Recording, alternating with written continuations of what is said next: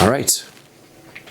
Good evening. Daf Yomi for our week is sponsored by Josh and Chana Bernstein. B'schus refuah shema for our dear friend Yanki Flossberg, who had a surgery the other day. It sounded like it was success. Baruch Hashem. His name is Yaakov Moshe ben Fredel Ito. He should continue to have refuah shema and in honor of Pinny's Hanachas Tefillin, which was also a success. Oh, is that right? That was very good. He had his tefillin was on, continues to be on. and in honor of Yosef's upcoming upsharon. So Yosef's upsharon would probably be, is it tomorrow? I think it's tomorrow. So you guys will be visiting Rabbi Klein. I believe that is correct. So this should be good. All right. Beautiful. We are third line up from the bottom. I'm Rabbi Yochanan. Rabbi Yochanan says, "Hashochet behema balayla bifnim." So let's say somebody does shchita on a animal of kodshim, right? It's supposed to be for a korban, and they do it at night. We know night is not a time for avodah, so this is going to be invalid. But they do it inside the azara, so they do it in the right place. They do it at the wrong time. Ve'e'ela bachutz. Then the person takes the korban and brings it to out of the Beis Hamikdash area and puts it on a mizbeach outside of the Beis Hamikdash. So now you are chayev. You're going to be liable in that circumstance for the violation of doing a korban outside of the Beis Hamikdash. Okay. Now the issue there is that you've already invalidated, when you did the shechita at night, that invalidated the korban. So it's a little bit of a novelty, a chiddush, to say that then when you bring this korban outside and you bring it on this bech outside, that you're going to still be liable for bringing a sacrifice outside, in the sense that the word sacrifice has to be interpreted very loosely, because it wouldn't be valid as a sacrifice. Really? Because I thought shechita was kind of like just tangential to the process. Well, that's what we said. It's not really an avoda in that sense. That is also true, right? But it's not an avoda. But there is an avera. There is a prohibition about doing shchita on a korban outside of the azara as well, right? So right. It is critical in some sense.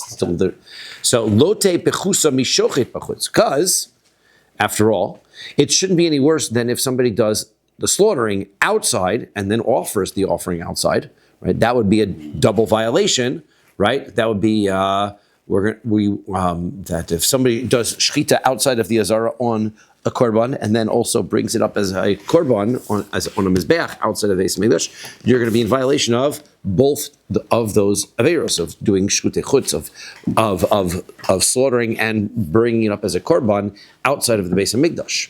So therefore, obviously, slaughtering it outside of the Beis Hamikdash is also an invalidating action.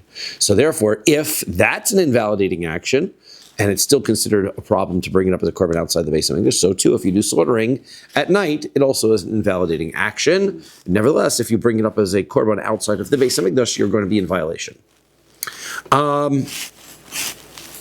Meisav Rabbi Chia. Rav Chia bar Abin asked the question. Meisav Rabbi Chia bar Abin. Hashochet of bifnim. Let's say somebody does shchita on a bird inside of the Beis Hamikdash. Umal b'chutz, and then he brings it up as a korban outside. Now we know that birds don't get shchita; they're supposed to be getting malika. So somebody does shchita on this bird inside the azara, and then brings it outside of the azara. So you're potter, then you are going to be exempt in that circumstance. Shachad b'chutz umal b'chutz chayev, but if he does the shchita, again still shchita, but he does it outside of the Beis Hamikdash, and then he brings it up as a korban, you are going to be chayev. So now the question is going to be, why is it that in the case of a bird, if what you're saying is true, that an invalid slaughtering is going to still allow us to be in violation of bringing it as a korban outside of the Beis Hamikdash? Because if you did the slaughtering outside and brought it up, then you'd be chayev, and that's your logic. So then why is it not the same thing by a bird? If you did shchita on it while it was inside of the Beis Hamikdash, you bring it up outside, why are you exempt? Because if you did shchita on it outside and brought it up as a korban outside, you would be chayev. So nema lo tehe pechusa mishochet umala b'chutz. We should say that slaughtering on the inside is no worse than slaughtering it outside of the Beis Hamikdash, and slaughtering it outside the Beis Hamikdash, you're still liable if you bring it up. So tiyuvta. So that's a refutation of that logic. And that's very interesting, tiyufta. Normally, tiyufta is the end of the conversation. Tiyufta means that we have asked a question that there's irrefutable question. But the Gemara says, one answer is, that's a great point, Tiyufta. But if you want, I'll answer it, right? And that is, Shchita sa'of bifnim mikto katlei. If you do shchita of a bird inside the Beis HaMikdash, that's not even an action. That's worse than shchita on an animal at night is a kosher shchita. It's just invalid. It makes a psul. Shchita on a bird inside the Beis HaMikdash doesn't exist. There's no such thing. That entirely removes it from being a korban. And so therefore, it's just killing the bird. That's not the same thing. So therefore, that's why it's a different story. Amar Ula. Ula says, Emure kodshim kalim. Let's say I have the fats that are supposed to be burned on the mizbeach of a kodshim kalim when it comes to like a shlomim, right? Let's take a shlomim for example. So part of the fats are burned on the mizbeach. The meat is eaten by the owner, split together with the kohen. So let's say I've got these fats. She'halon lifnei zrikas daman. Now we said zrika, when it comes to kodshim kalim, sprinkling of the blood activates your korban, right? You can't burn anything, you can't eat it, you can't burn any of the fats until you've sprinkled the blood. So these forbidden fats got brought up to the top of the Beis HaMikdash before they sprinkled the blood. Lo yerdu. Don't bring them down, because na'asu lachmo shel mizbeach. They have become the bread of the mizbeach. Amar Reb Zera says, af anan nami tanino. We also have a Mishnah to support this statement, right? A brisa that supports this statement.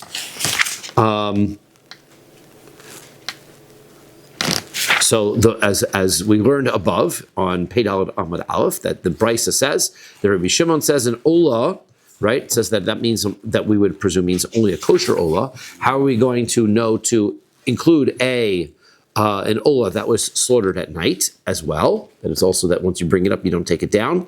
So it says shenishbach, and also shenishbach damo if you spill its blood. V'sheyotz damachutz lekilayim. Also, if you take the blood outside of the azar, which you're not supposed to do.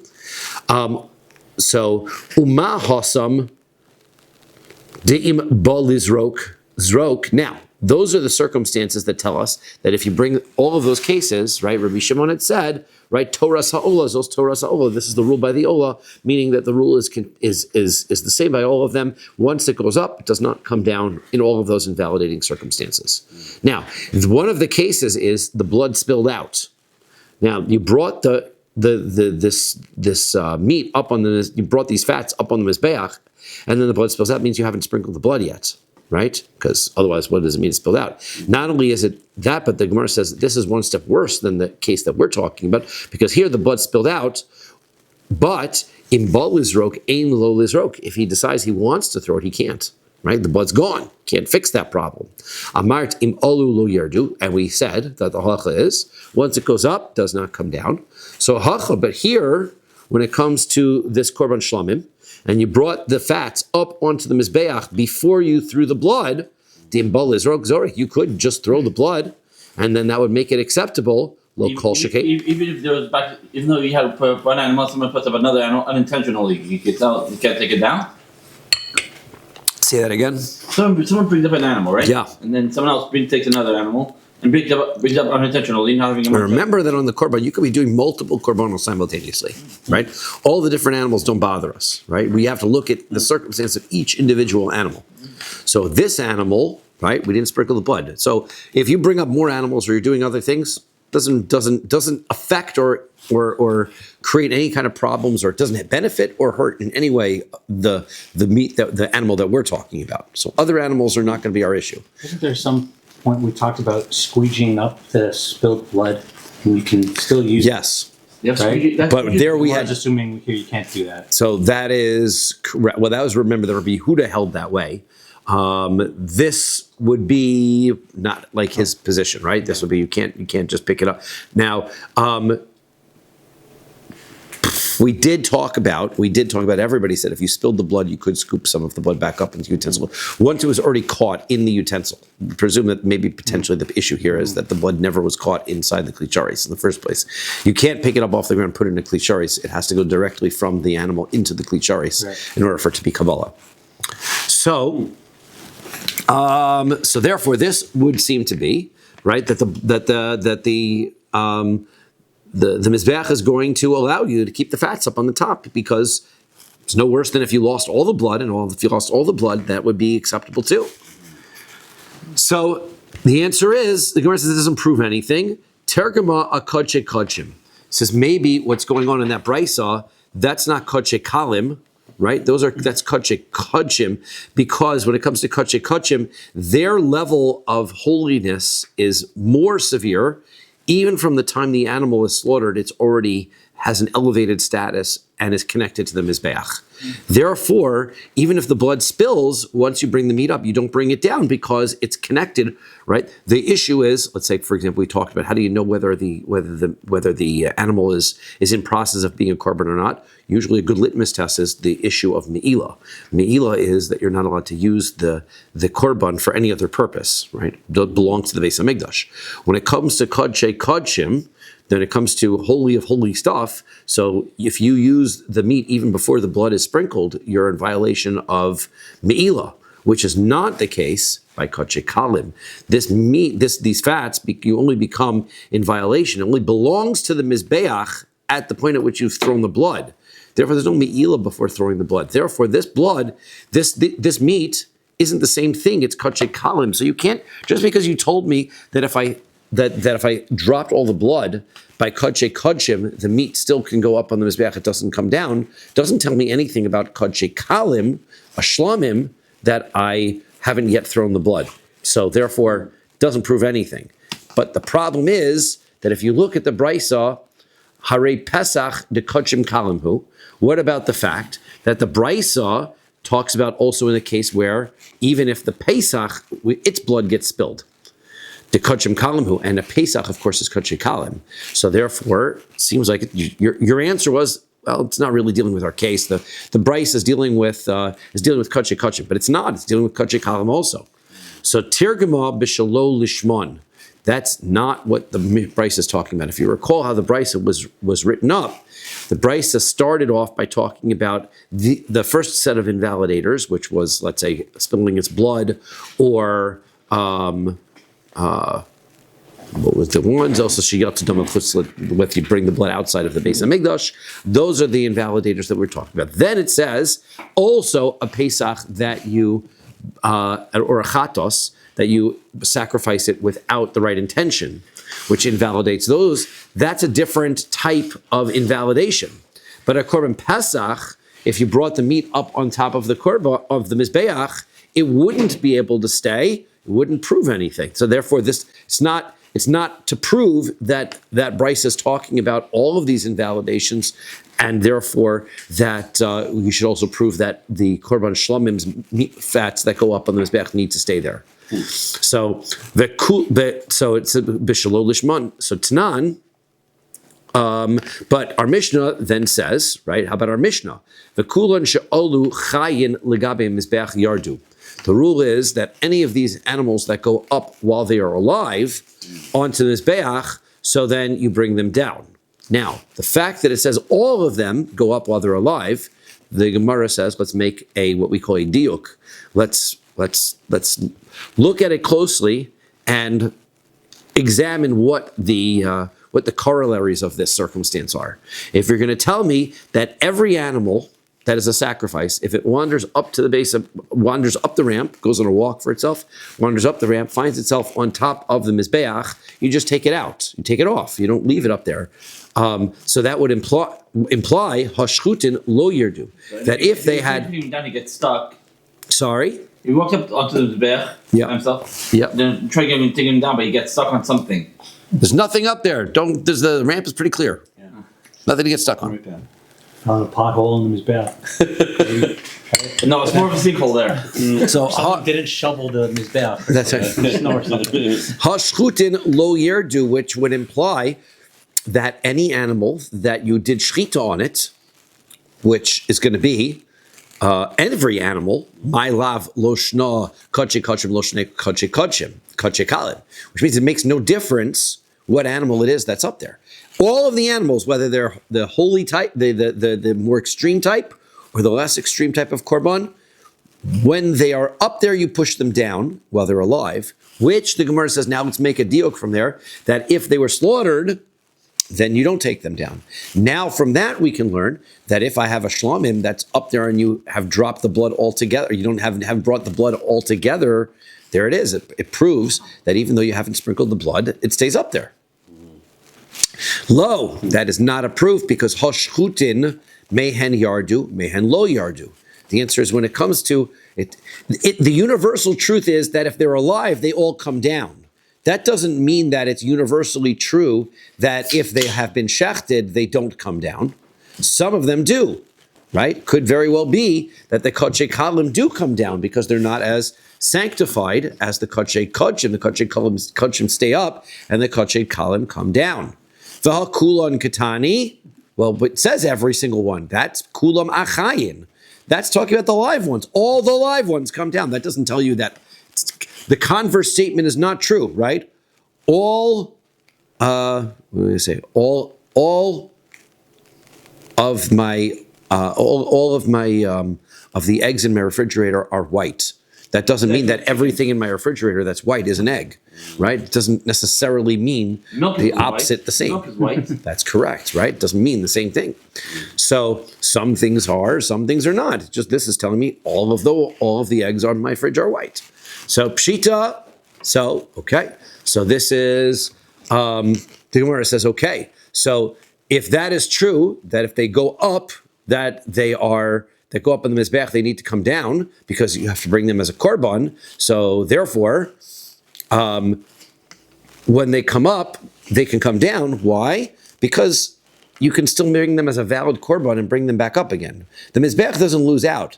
Maybe one of the issues of these things coming up on the mizbeach, the reason why you don't take these invalid things down is because if you bring them down, you can never bring them back up again. And so this is your chance. The mizbeach loses its chance to consume these items if you take them off. But live animals do come down because live animals, you're not losing anything. Bring them down, shecht it, and continue on with your day. But if both legs are broken, then you can't come down. But if you go down, you can't go back up. I thought we said you can't go. Live animals, you can. Right. Only live animals. Only the live animals, right? So there's not going to be an issue. So therefore, if that's the case, why does the Mishnah have to bother to tell us something so obvious that live animals go down? Yehuda, remember, broken legs are going to be a mum. That's a different story. You're not going to bring those as animals, as korbanos in any event, right? So the answer is achayin ubedukin shiba'ayin. This is talking about a circumstance where the animal's alive, but it has a very minor blemish. V'aliba de Rabbi Akiva, it's according to Rabbi Akiva, who said, Da'amar, im alu lo yerdu, that when it comes to the meat of the burned fats of an animal that had a mum, the small mum of the little blemish in the eye, the cataract in the eye, that once it goes up, it does not come down because that blemish is an invalidator. It's going to prevent it from being brought. Having something in the eye is still a mum. It is, but it's a minor mum. What makes it a minor mum? It's a good point. What makes it a minor mum? The fact that such a mum does not exist by birds. That's going to be a critical factor, right? By birds, only if it's missing a limb, right? Something very severe and significant, right? So this is a very, very insignificant blemish, but Rabbi Akiva says, therefore, it can stay up there, right? If it is otherwise, if it's a significant balmum, we would call that one of those psulim that occur outside of the Beis Hamikdash, and therefore, if it goes up, it does come down. Rabbi Akiva says, Bedukin Shiva'ayin is a minor one where it's valid in other places. Therefore, once it goes up, it does not come down. So now, if I've got a live animal and it's got a blemish in its eye, maybe I might think, don't take it off the mizbeach. Shecht it up there, do something with it up there, but don't bring it down because once it comes down, it's going to be invalid as a korban, and you have to get rid of it. Why would you think that you would have to keep it up there? It's invalid, right? It has a mum. So, but that's the point of all of these cases. Why is it that im alu lo yerdu by all of these other invalid offerings? The idea is that the mizbeach, if you take it off, will never get a chance to consume it. You're taking something away from the mizbeach. So a live animal, that's fine. Taking it down isn't a problem because it's just going to be brought as a real korban and everything's good.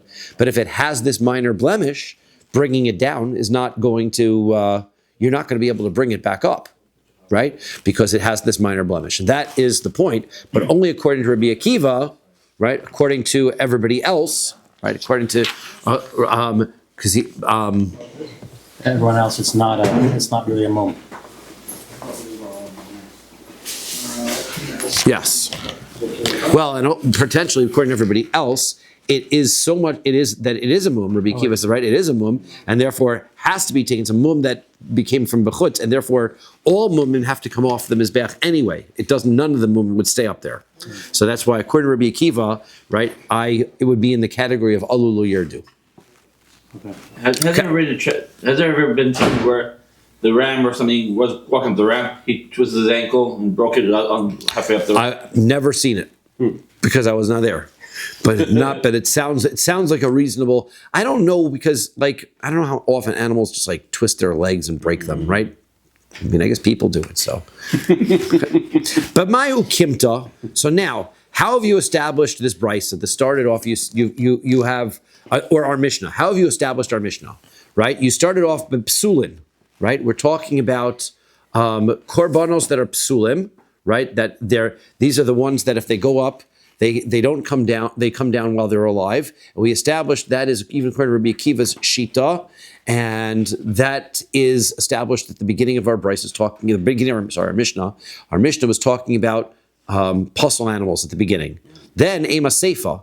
Then the very end. The end continues on, and it says, "V'chein ola she'olsa chaya l'rosh hamizbeach." Also, if you have an ola that's brought up at the very end of the Mishnah, brings a case where an ola goes up on the mizbeach.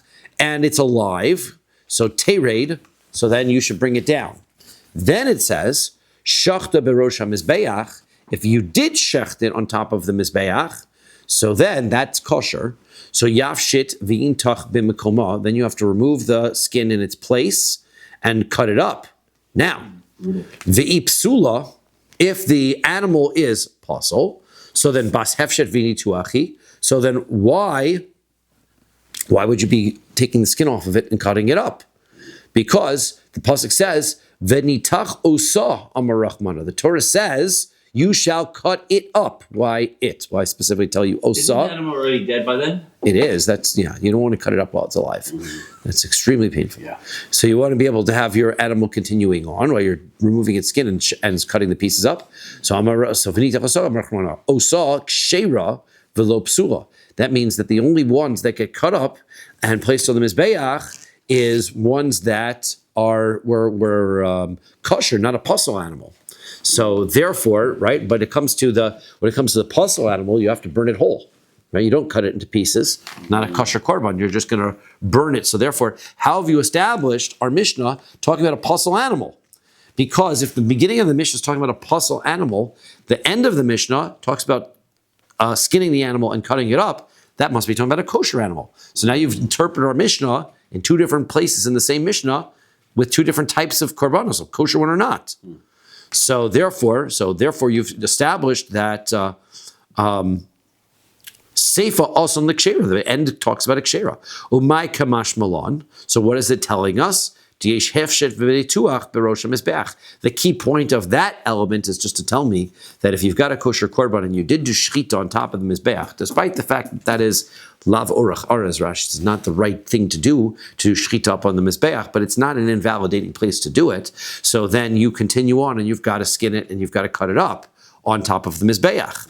And when you're shechting the animal on top of the mizbeach, of course it's been done, but. With the heat, what do you do? Start cooking the animal as you're shechting it? No, because you're not doing it in the fire, right? You can walk. Remember, we talked about places where the kohen has plenty of room to walk around up there, right? It's not all on fire. Because it's still quite heated up there, even if you're away from the fire. Yeah, but it's not any different than a log bomb or bonfire, right? You can be around it. Now, the issue though is that we will have a position that there is a person who holds that it can't do skinning and cutting up of a kosher animal on the top of the mizbeach. How are you going to explain this? So this Mishnah seems to contradict that point of view. So let's see who that person is.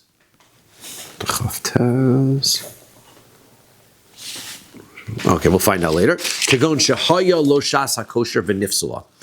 This Mishnah is talking about a circumstance where the animal was kosher and then it became pasul. Right? This you have to explain. The end of the Mishnah is that it went up to the mizbeach when it was kosher. Then you did shchita, and then you sprinkled its blood, right? But what made it pasul? And then it became pasul, right?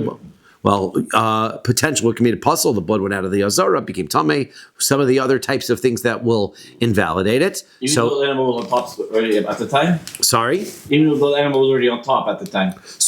But the point is, because the animal's on top, that's why you're going to do the cutting and the skinning on top of the mizbeach. Because if it was a completely kosher animal, according to the opinion that says you don't do that on top of the mizbeach, why don't you do it on top of the mizbeach? Because you can always bring it down, do the cutting of the animal and the skinning of the animal off the mizbeach, because the meat is coming, because it's going to come right back up anyway. The mizbeach doesn't lose anything. Again, as we discussed, that if it goes down, it does. If it goes up, it doesn't come down, is because the mizbeach is going to lose it. But if this is still a kosher korban, then don't do the skinning and the cutting up on the mizbeach, when you could certainly do it off the mizbeach and still bring the meat back up. But then this is telling us no, because it became pasul at some other point. Now that it's pasul at some other point, so then that's why you can't bring it down again. Rabbi Elazar, Rabbi Shimon. This is the opinion of Rabbi Elazar, Rabbi Shimon, as we're going to see later on. Kevan shenizrak hadam. Once you've sprinkled the blood, v'hurtza basar sha'achas, and for a moment that blood was acceptable, right? So then. Yafshitena v'orek lekohanim. Now, even though the korban later becomes pasul, you still skin it, and you give the skin to the kohanim.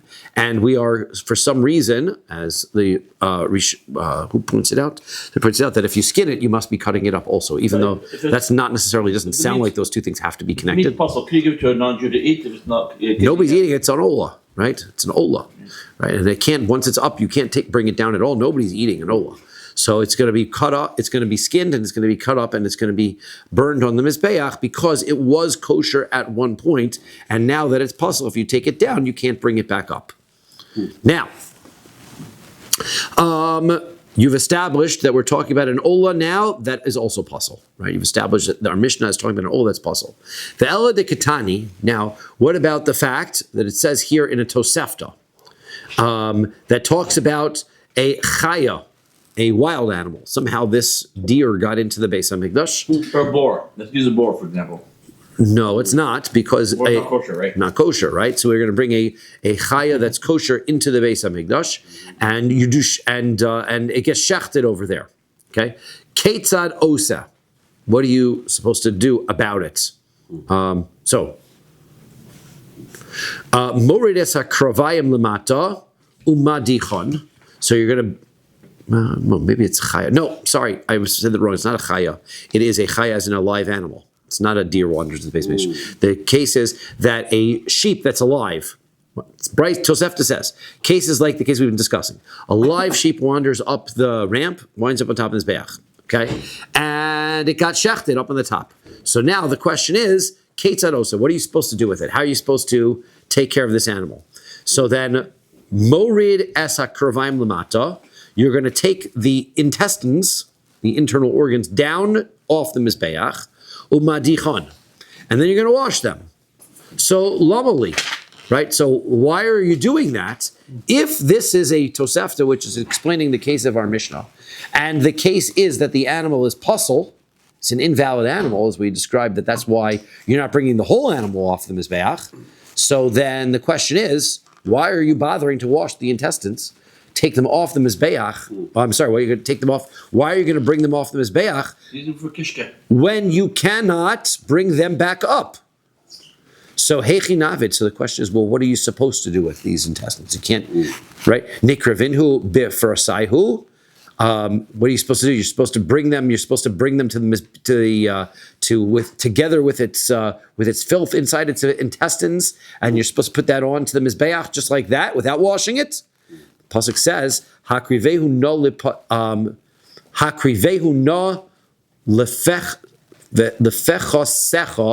hayirtzecha o hayisa panecha." And you're going to bring your Hashem and their disgusting and disgraceful offerings. See if Hashem wants them. Hashem says, I don't want your disgusting offerings. So therefore, if you don't wash out these intestines, so Hashem doesn't want them that way. So you got to wash them. So therefore, you got to take them off the Mizbeach. But the question is, okay, but once you take them off the Mizbeach, since this is a Pasal Korban, you can't bring them back up. Can't you wash them on top of the Mizbeach? Can't wash them on top of the Mizbeach. In a moment, we will see. Right? So, Anan Hachi Kamrin, what we're going to say? Madichan Lomali. Why are you bothering to wash them? Because you took them off the Mizbeach, they're not going back up. So why waste your time? Just burn them. You can't use them. You can't use them for anything. So the answer is De'imis Rami Koin Achrina Velo Yoda Naskinhu. So he says what's going to happen is another coin might come along and he'll see these intestines and he'll go, oh, why are these not up on the Mizbeach? And so therefore he's going to bring them up. So therefore we want them washed, just in case somebody messes up. Now that's really weird, right? Yeah. We're going to prepare them and make them acceptable so that if somebody does the wrong thing, it brings them up. So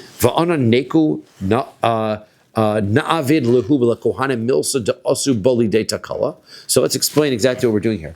We are washing and setting up these intestines so that when a kohen finds them, he can make a mistake and bring it up on the Mizbeach. That doesn't make sense. No. Hafilu hachi adifa shali koche shemai mutalin kinevela. No, what we mean to say is like this. We don't want these intestines to be treated disgracefully. It's still part of a korban. It's still not, so you don't treat them disgracefully. So therefore, even though when we wash them, the possibility now is created that a kohen who doesn't know what's going on might bring it up onto the Mizbeach. So it would be worse if it's clean, right? So the answer is no, because we don't leave a korban, any part of a korban, unwashed, unclean. It's not respectful for it. So therefore, we're going to take it off the Mizbeach because you can't leave it up there. We're going to wash it because you can't leave it unwashed. And even if it winds up leading to a kohen doing the wrong thing and bringing it back up to the Mizbeach, that is the lesser concern of everything, the least important concern. Okay. It's funny that it calls it Kadshe Shamayim, but it's a Pasal Korban. Right? Yes. Right? Okay. It's a Pasal Korban. It still calls it Kadshe Shamayim. That's correct.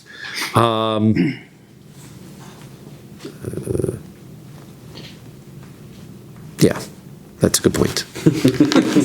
But it is in case, but it's nevertheless, right? Because you can't do anything with it. And nevertheless, and you're washing it out. Amar Rabbi Chia Barabba. Rabbi Chia says, Boy Rabbi Yochanan. Rabbi Yochanan asked the following question. He says, Koche kalam shelon lifnei zrikas damon, yerdu or lo yerdu. Now, we've been discussing it and presuming that it's all just, as is, right? Rabbi Yochanan now is going to say, Rabbi Yochanan asked the question, according to this version, that koche kalim, the shlamim fat that goes up before you've sprinkled the blood, does it stay up or not?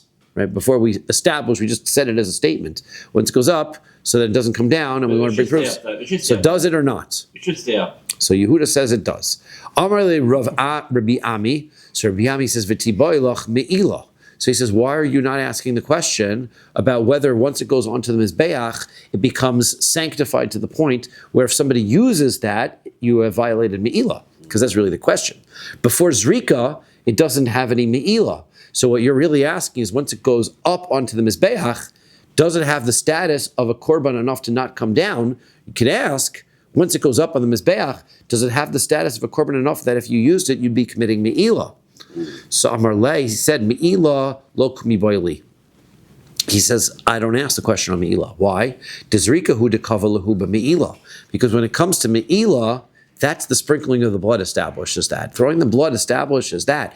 I'm not asking. I'm asking if there's some sort of other type of sanctification where something goes up on the Mizbeach, it's not sanctified enough that if you use it, you're in violation of Me'ilah, but it's sanctified enough that it doesn't come down and stays up on the Mizbeach. Kikimi boile yediyah, yurida. The question he's asking is only whether you could take it down. Upashit, and then Rabbi Yochanan answers the problem. And he comes to the conclusion that we had taken for granted before. Lo yerdu, as Yehuda says, don't take it down. Ve'ein bahem me'ilah, and of course there's no me'ilah because you haven't done sprinkling of the blood. Rav Nachman bar Yitzchak Masni Hachi. Rav Nachman bar Yitzchak, he heard this teaching differently. And he learned it like this. Amar Rabbi Chia bar Abba, the Rabbi Chia bar Abba said, Boy, Rabbi Yochanan asks, Emure kachim kalim, the fat of the kache kachim, she'alim lifnei zrikas daman, if you bring them up on the mizbeach, before you sprinkle the blood, gesh bahan me'ila o ein, low. Is there me'ila or not? That was the question, which we thought right in the last version, we said, why don't you ask about me'ila? Now, this version, he asked it about me'ila. Amar le Rav Ami, to which Rabbi Ami said, V'ti boilach yerida, why don't you ask whether it should come down, right? That's really the question is, can you leave it up, whether it's me'ila or not? So Amar le, yerida lo kami boili, did nasu lach moshe mizbeach. I'm not worried about it not coming down. For sure, it doesn't come down. Because once it's up there, if it belongs to the mizbeach, it doesn't come down. The question to me is, me'ila, does it become me'ila up there, despite the fact you haven't sprinkled the blood? Upashit hachi comes to the conclusion, lo yerdu, that you don't bring it down, ve'ein bahen me'ila, but there's no me'ila. So practically, both versions come to the same conclusion. Now, ve'elu lo haya psulan. Then we had a list that these are the ones that the psulim are not bakodesh, right? Their invalidation, whatever made them invalid, wouldn't have happened inside of the azara. Therefore, if they go up in the mizbech, you take them down. And Rabbi Akiva says that it has a blemish on it, a bali mumin. If it has some sort of a blemish, the dukin shba'ayin, we came to the conclusion that blemish does not come down. Amar Rabbi Yochanan says, Lo hichsher Rabbi Akiva el bedukin shba'ayin. The only one Rabbi Akiva says, all of the blemishes that he says you can leave up there, is the one with the scratch in its eye, the cataract in its eye. Ho uksher be'ofos, right? Because that's going to be valid by birds. V'husha kodem hekdishon es mumon. Now, that only also, Rabbi Akiva suggests, that if it became kodesh first, then got a blemish, right? At some moment, it was a kosher animal, then it got this blemish in the eye. Then it is now the holiness takes a hold. However, if you have an animal and the animal can't be burned as a korban anyway, and you try to sanctify it as a korban, it doesn't achieve what we call kedushas haguf, the highest level of sanctification, that the body is now holy because it's going to be burned as a korban. It would turn into kedushas damim. It would be a financial korban. It would be a financial donation in any event. In which case, it doesn't go up on the mizbeach, right? Bring it up, come down. It's never valid. So, umoder Rabbi Akiva says also, but olas nekeva, that if you have a korban ola, as we looked on the chart, there's no such thing as an ola that's female. So if you have an ola that's female, that it's like the moment is before it's being sanctified. Boy, Rabbi Yirmiyah asked the following question: Yesh nirva ba'ofos, o ein nirva ba'ofos. A bird, nobody can have a bird have relations with him or her. Why? Because birds don't have the organs necessary for that kind of sexual contact. However, the question is, can a person have relations with a bird? Right? No way. Physically, mentally disturbing, however, physically possible. Therefore, the question is, do the two things go hand in hand? Remember to keep away from that person. Right. So if the bird can't have relations with a person, then the person can't have relations with the bird because the two things go hand in hand. Mi amrinan min behema lahotzi es harovea vehanirva, because the pasuk says that only certain of the animals are going to be valid as korbanos, because we're going to invalidate the animals that have had relations with a person. So kol hecha de'ise berova, ise benirva. We put those two things hand in hand. If you can have relations with a person, then it can both ways, right? Being the one having the relations with the person, or the person having relations with it. Kol hecha de'leise berova, leise benirva. If it can't, it can't. So Odilmore, perhaps, hare ne'avda bo avera. The issue isn't whether it can have relations with a person or not. It's just that an avera was done to the animal, therefore it's invalid as a korban. So Amar Rabba says Toshma, Rabbi Akiva machshir bebali mumin. Rabbi Akiva said that blemished animals, right, are kosher up on the mizbeach; they don't come down. Now ve'im isa, if he just says the only validation, right, is that that blemish in the eye. Why? Because birds don't have that invalidation. Now, if it's true, when we do kapara on our Yom Kippur, right, and then we shech the chicken. Yes. Would that good example for not putting it for sacrifice, because it has our various after we give it to Remember that for kaparos, we're not bringing that animal as a sacrifice, right? We bring it to give it to poor people, right? It's not the same thing as a korban, right? It has similar characteristics in that it brings a kapara, but that's only a latter day custom. Well, I mean, an ancient custom, right? So the im isa nichsher nabi benirva. if all of the things that don't exist by birds are acceptable by animals, so then why doesn't he also say, well, since birds don't have the ability to be violated by a person, so therefore also an animal that's been violated by a person should also, once it goes up, stay up, because that such a blemish doesn't exist by animals. Hol v'kosher b'olfos, it's acceptable by birds. So shma mina, so therefore we can come to the conclusion from there that that such a blemish does exist by birds, right? So Rovea and Nirva does apply by birds also. yeah, so therefore he said, right, by birds also. Nirva is going to be, Nirva, not Rovea, because it's impossible, right. But Nirva is a blemish by birds. That's why Rabbi Akiva doesn't bring it up as a exception by animals as well. Okay. Amar Rav Nachman bar Yitzchak. Rav Nachman bar Yitzchak says that af ananami tanino, we can also see a brisa that discusses this as well. Hanirva vehamukta, right? If an animal has relations with a person, and also it's set aside for avodah zarah. V'hanevar was worshipped of avodah zarah. Ve'esnon, if it's a exchange for a prostitute or mechir, or exchange for a dog. Ve'tumtum vandrogonus, or the animal has unclear gender specifications, right? You can't physically see either it's androgynous, it has no organs, or that it is covering them up. Kulon mitamim begodim abeis abliya. All of those circumstances, they create tuma when you swallow them. So now, that must be talking about what kind of an animal. It's a bird. Because animals are not metame when you swallow them. Animals are metame when you touch them or lift them, right? So this is talking about a bird. And on the list is hanirva, one that has had a relation to the person. So therefore, shma mino, you can see clearly from that brisa also as well, that there's an invalidation of a nirva by a bird as well. Okay. Rabbi Chanina Sgana Kohanim. Then Rabbi Chanina Sgana Kohanim comes along and he says, my father used to push these live animals off the Mizbeach. So therefore, I don't think he pushed them off the side, right? He pushed them down. He pushed them down. So the question is, my Kamash Malon, what's his point? Why does he say that? If the Tanakam, we had already had an argument whether you can have them live up there or not. So what's he adding here?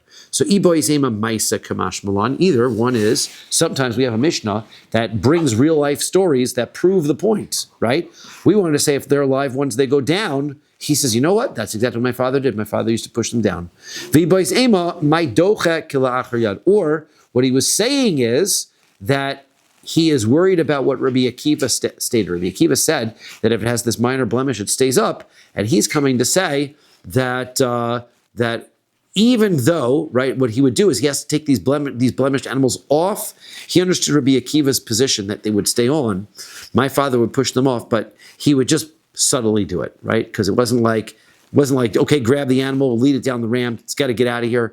No, because ultimately it is close to being acceptable for the Mizbeach, therefore he would just kind of shuffle it off. When he pushes the animal off the Mizbeach. We did not, I know you're imagining that we're pushing it off the side of the Mizbeach.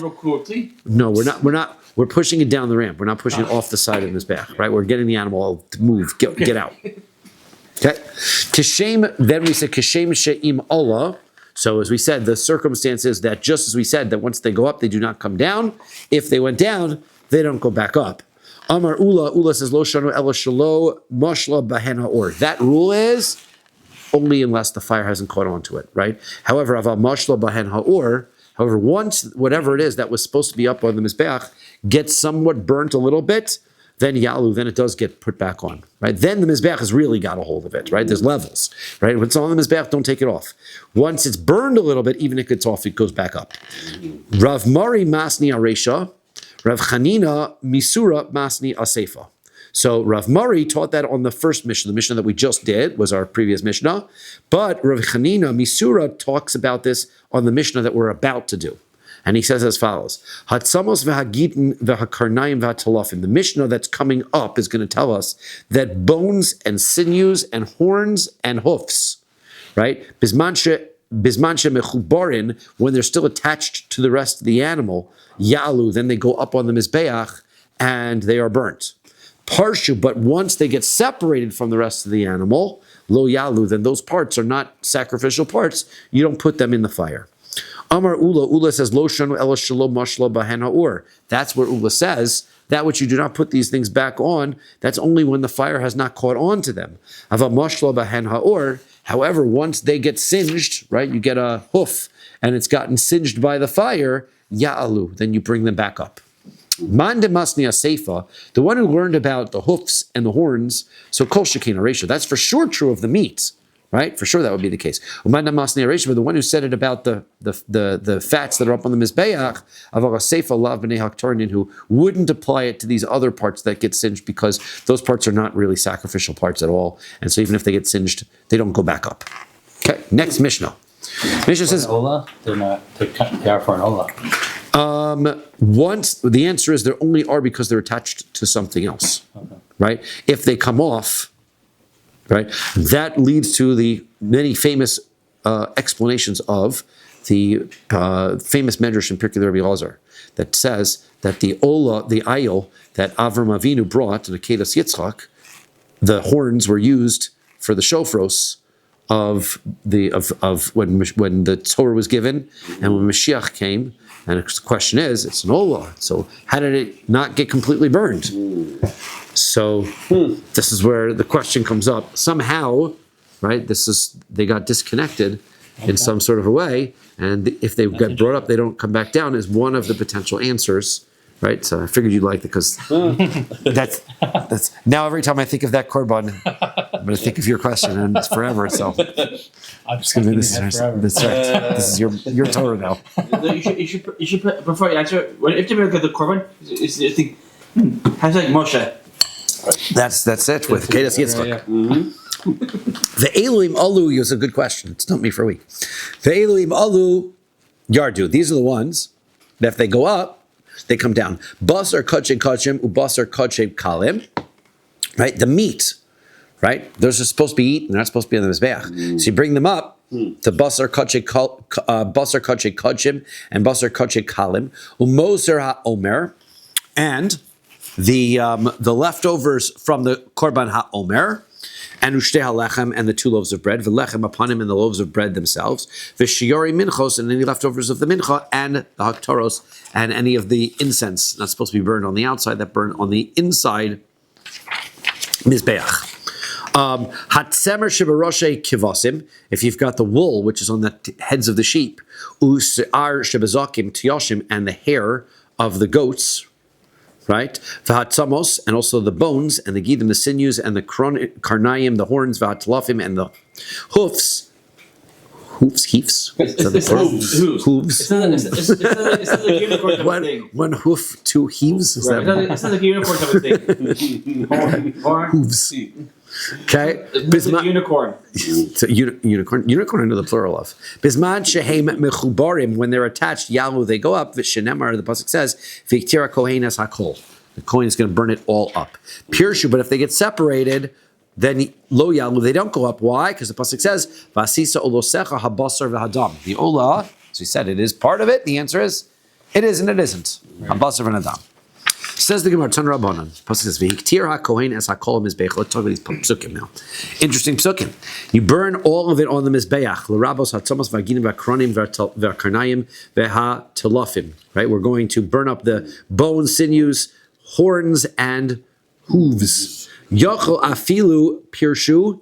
Might even be that even if they broke off, they came off. Talmud Lomar, the pasuk says, "V'asiso osecha basar v'dam." The olah is supposed to be the basar and the dam. I basar v'dam.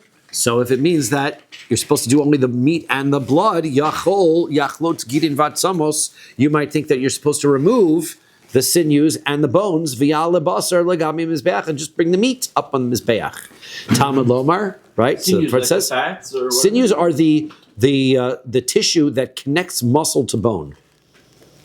Okay, so we make those. That's the string that tefillin is made out of. You know what it looks like, right? That's the very tough, stringy tissue. Oh, the one you put the box, right? Wait, the thing that's correct. Yes. Thrown into the box. Talmud Lomer, therefore it says v'iktir kohen es hakol. You're supposed to bring all of it. Haketzad, so you're supposed to do both things. Only without you're not supposed to bring it, or you're supposed to bring it. Mechubarin. So we learn that's where we come with this drasha. If they're attached, yahu, then you bring them up. Pirshu, if they get separated, afilu hein berosh hamizbeach. Even if they're on the top of the mizbeach, yardu, they come down. Man tana dishmas le damar pirshu yardu. Who's the opinion that says that if they are separated, then they come off the mizbeach? Rabbi, that's Rabbi's opinion. Detanya, we're going to brisa. Viktira kohenes hakol mizbecha. The kohen is going to bring all of it up to the mizbeach. Lerabos hatzamos vagina v'karnaim v'tlafim. That is going to include the bones, the sinews, the horns, and the hooves. V'afilu pirshu, even if they break apart. How are you going to use the pasuk that says that you're going to bring the meat and the blood?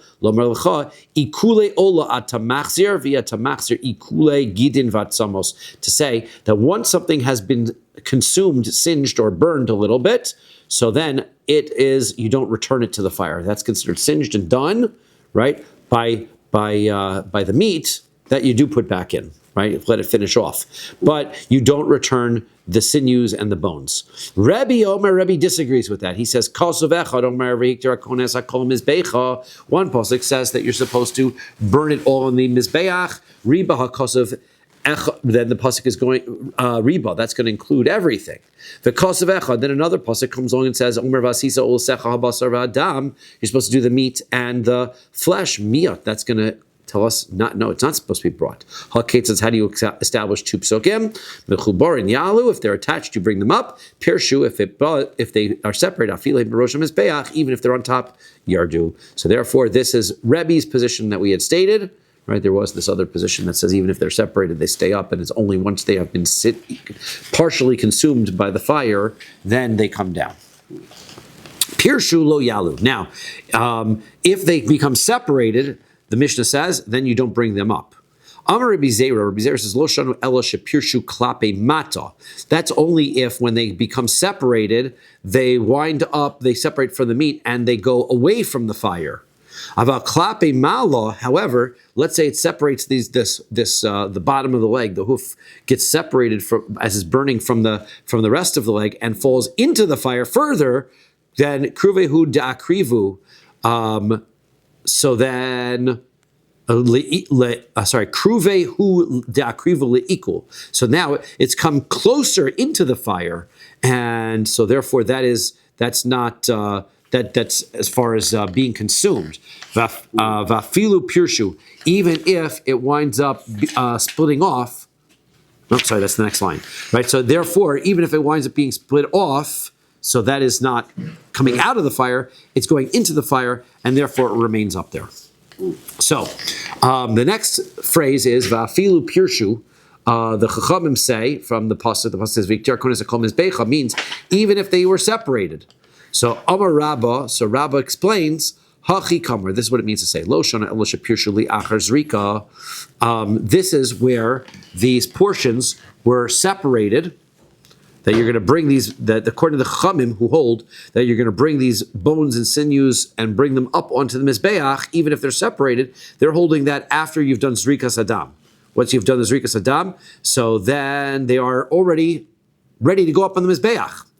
Aval Pirshu Kodem Zrika, but if they got separated before that, also Zrika Ushri Sinhu, so then the Zrika comes and says they're completely mutter because they're not connected to the meat, the basar, right? When they're connected to the basar, so the basar is going to get put up, so therefore they have to go up, right? So therefore that's why it makes sense when it comes. But if they're not connected, then even when you sprinkle the blood, they never became in any way related to the mizbeach. So vafilu lemebad minayhu kata desakini. Therefore, they're completely mutter. You could make a knife out of it if you want, right? Because that's what was done with hooves that were not used. So you can make a knife out of it. There's no issue because they're not connected to the mizbeach in any way, even though they're an olah, right? Even though they're part of an olah, you can use them for whatever you wish. Savar law kihad de Amar Rabbi Yochanan. Rabbah is holding here like what Rabbi Yochanan says. Mishum Rabbi Shmuel, the name of Rabbi Shmuel. Namar, the pasuk says, Lo yiyeh be'olah, that it should be to him by a korban olah. V'namar lo yiyeh be'asham. It also says they should be to him by the asham. So therefore, we're going to say that there's a halacha, a gzer shava, between an olah and an asham. Ma asham atzmosav mutarin, just like in a korban asham, the bones are permitted.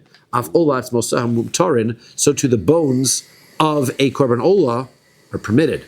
And that is, as Rabbi explained, if they become separated before the sprinkling of the blood. And it's mufni. We have Gzera Shava that has extra words on both ends. Both times that it says lo yeh, those words are extra.